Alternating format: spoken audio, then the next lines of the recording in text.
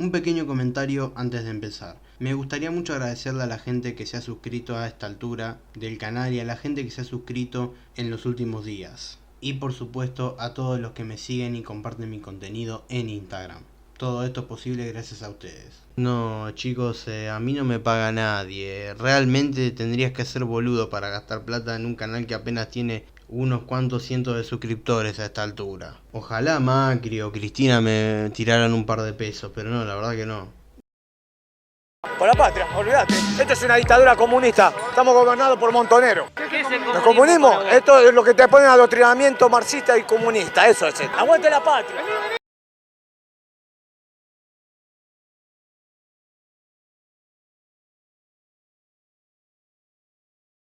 Hola gente, ¿cómo les va? Espero que muy bien. Hoy me gustaría hablar de algo que mencioné de pasada en mis anteriores videos. En los últimos años, en ciertos círculos políticos, se ha puesto de moda acusar de socialismo o comunismo a, bueno, básicamente todo, y a dar definiciones completamente erradas sobre la cuestión.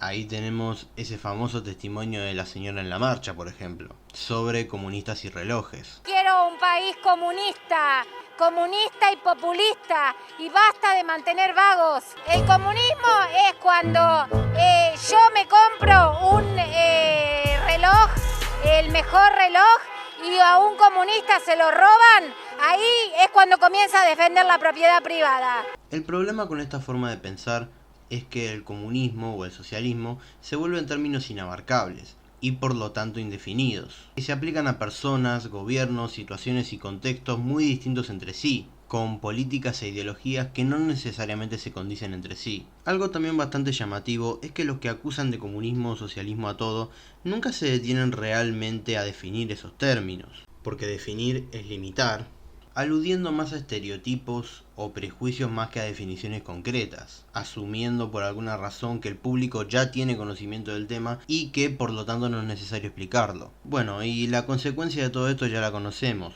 Los impuestos son socialistas, la cuarentena es una medida socialista, los tapabocas son instrumentos de opresión socialistas, Alberto Fernández es Mao Zedong, etc. Mira el gobierno, viene un danés que no entiende nada, viene de Dinamarca, no entiende nada, y te pregunta, Milei, ¿me define qué es el gobierno de Mauricio Macri?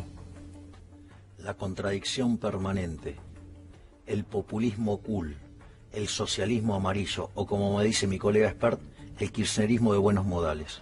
Comerciantes de la ciudad de Rosario, comerciantes de la ciudad de Mar del Plata, de Río Negro, de la provincia de Buenos Aires, de Tucumán y de Córdoba han decidido rebelarse contra estas imposiciones de empobrecimiento directamente comunistas que los obligan a morir de hambre directamente. ¿Qué es esto?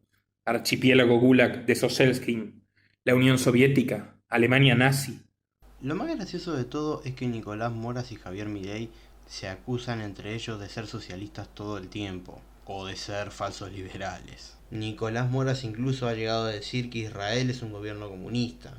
Por eso, antes de entrar en una discusión sobre socialismo, comunismo, capitalismo o lo que sea, es necesario definir qué es cada una de esas cosas. Porque si en un debate dos interlocutores no se ponen de acuerdo en qué es el socialismo, qué es el capitalismo, entonces el debate es imposible. Para empezar, el socialismo es el sistema económico basado en la propiedad social o colectiva de los medios de producción, a través del Estado o de la autogestión de los obreros. En definitiva, es un sistema en el cual se prescinde de la propiedad privada de los medios de producción, en pos de la propiedad pública o estatal. Algunos ejemplos clásicos de este sistema podrían ser la Unión Soviética, la Cuba de Fidel Castro, Yugoslavia, Alemania Oriental, etcétera, etcétera. Por otro lado, el capitalismo es el sistema o orden social basado en la propiedad privada de los medios de producción, que se encuentra mayoritariamente constituido por relaciones empresariales vinculadas a la actividad de inversión y obtención de beneficios, que definen los elementos de la producción a partir del principio de oferta y demanda. En síntesis, en la asignación de recursos a través del mercado,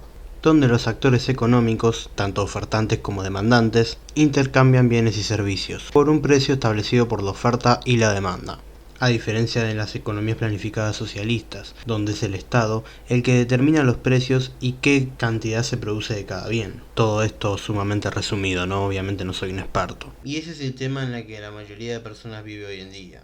El comunismo, por su parte, según lo describía Marx, consiste en la abolición del Estado y de las clases sociales. Recordamos que desde la perspectiva marxista, una vez que el Estado estuviese en poder de los obreros, sería cuestión de tiempo antes de que éste desapareciera.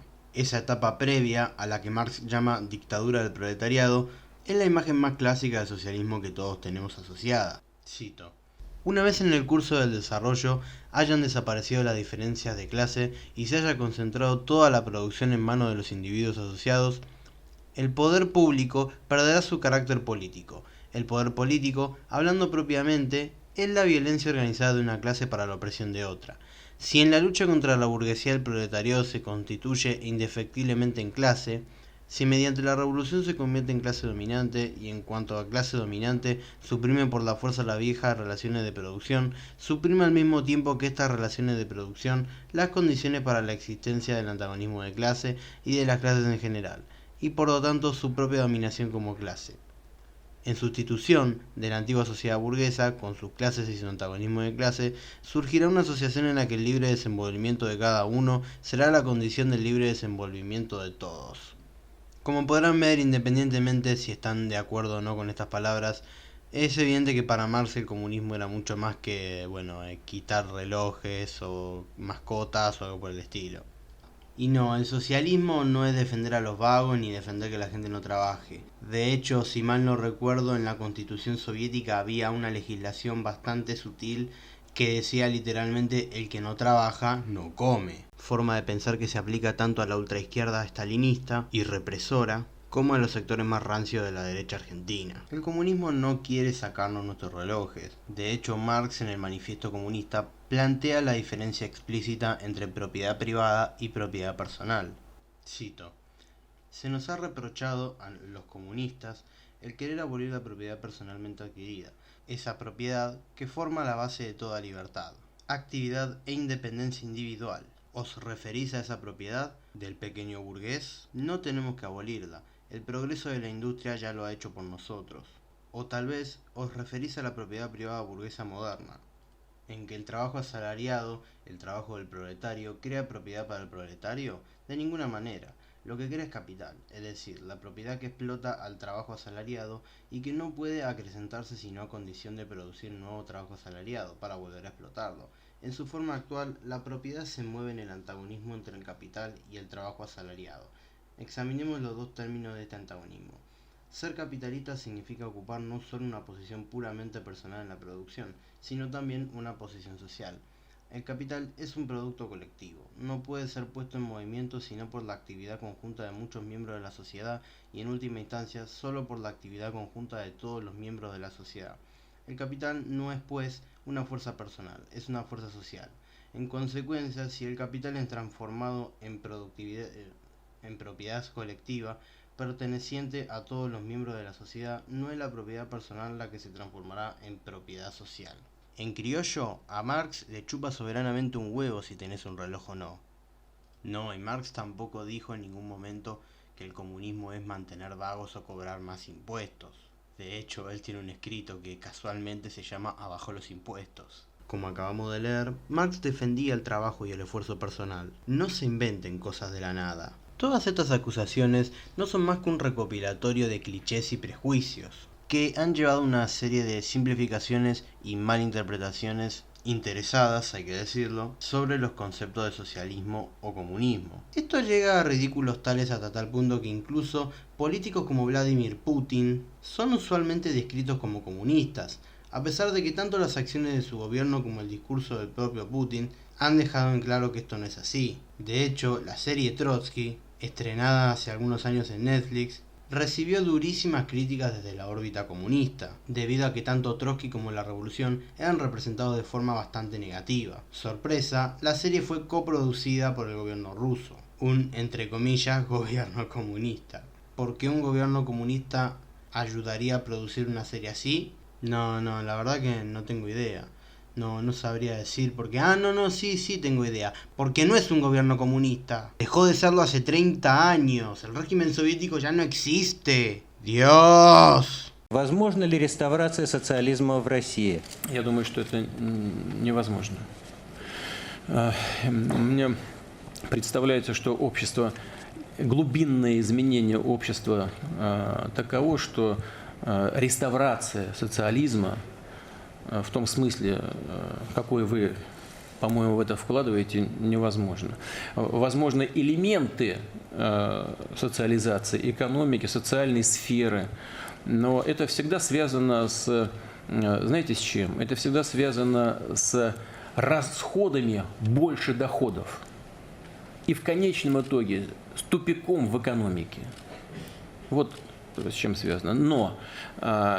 Но справедливое распределение ресурсов, справедливое отношение к людям, которые живут за чертой бедности. Если говорить про социализацию в этом смысле, то хочу вас заверить, что мы как раз такую политику и проводим сейчас. Putin no es comunista, es simplemente un dictador populista que utiliza algunos de los símbolos soviéticos profundamente enraizados en la cultura rusa para hacer propaganda patriotera y justificar, entre otras cosas, bueno, todo en realidad, desde la invasión a Crimea hasta el envenenamiento de opositores en el extranjero. Y antes de que me vengan a comentar o hacer algún llamamiento a lincharme, sí, estoy consciente de que en los países socialistas han habido muchísimas violaciones de derechos humanos y que las sigue habiendo en algunos casos. Sé sobre los gulags, sé sobre Sendero Luminoso, sé sobre la masacre de Katyn, etcétera, etcétera, etcétera. Lo que quiero señalar con todo esto es que si van a hacer una crítica a una ideología o a un autor, que no sea a través de malinterpretaciones, simplificaciones, omisiones o directamente inventándote información falsa, como acabamos de ver, que no tienen ningún respaldo ni en la práctica ni en la teoría de estas ideas. Pero claro, como ahora, hoy en día, cualquiera puede abrirse un canal de YouTube y decir cualquier boludez, ¿qué? Pero, ¿por qué se hace esto? Bueno, si nos ponemos a pensar es muy sencilla la respuesta. Simple y llana manipulación. Lo cierto es que la mayoría de las personas no tienen una idea muy concreta de qué es el socialismo, más allá de que tengan algunas imágenes e ideas asociadas al término. No porque sean ignorantes y no quieran aprender, sino porque en términos relativos es mucho más rápido y barato entrar a cualquiera de las escuelas económicas de YouTube y ver a algún personaje carismático destrozando zurdos empobrecedores, feministas o algo por el estilo, que suelen malinterpretar la información en favor de su sesgo ideológico, a veces incluso sacándola de contexto, o directamente mintiendo, que realmente sentarse a leer qué fue lo que Marx o cualquier socialista escribió estando en vida, y ver cuáles eran sus perspectivas y visión del mundo. Por poner un ejemplo claro, desde que asumió, al gobierno de Alberto Fernández se lo ha tildado de socialista desde varios sectores políticos, a pesar de que la situación política y económica de nuestro país dista mucho de ser como lo era en la antigua Europa del Este o en Cuba. Para empezar, no hay un gobierno de partido único, la gran mayoría de la economía sigue estando en manos de instituciones privadas y no, hasta donde yo tengo entendido, hasta ahora a ninguna persona se le expropió su casita de verano. Sí, se podría decir que es un gobierno mucho más intervencionista que otros, pero la intervención del Estado y el capitalismo no son incompatibles. Obviamente, es mucho más fácil crear un enemigo todopoderoso al cual achacar todos los males, de paso metiendo en la misma bolsa a todos los que no piensan como vos. Ocurre lo mismo cuando algunos grupos de izquierda acusan de neoliberalismo a todo. El neoliberalismo termina siendo un término tan amplio que se vuelve indefinido, y terminan equiparando liberalismo, neoliberalismo, derecha, todo en la misma bolsa. Por lo general, sin llegar a explicar nunca qué es el neoliberalismo en primer lugar. Y en respuesta, esto les ha permitido a algunos afirmar que el neoliberalismo no existe. Pero eso es un tema para otro video. Me parece perfecto que haya gente que quiera criticar al socialismo y a la izquierda autoritaria, pero para ello es necesario definir qué son esos términos y a qué situaciones pueden ser aplicados. Yo creo que la próxima campaña es comunismo-libertad. Nos han sometido en la carcasa de la democracia, adentro es todo soviético, es todo burocracia, es privilegios y capitalismo de amigos. Y bueno, espero que les haya gustado este video como siempre. Saben que me ayudan mucho si le dan like, lo comparten, comentan y todo eso, así vemos si el algoritmo me trata mejor. Bueno, que tengan buena semana y nos vemos.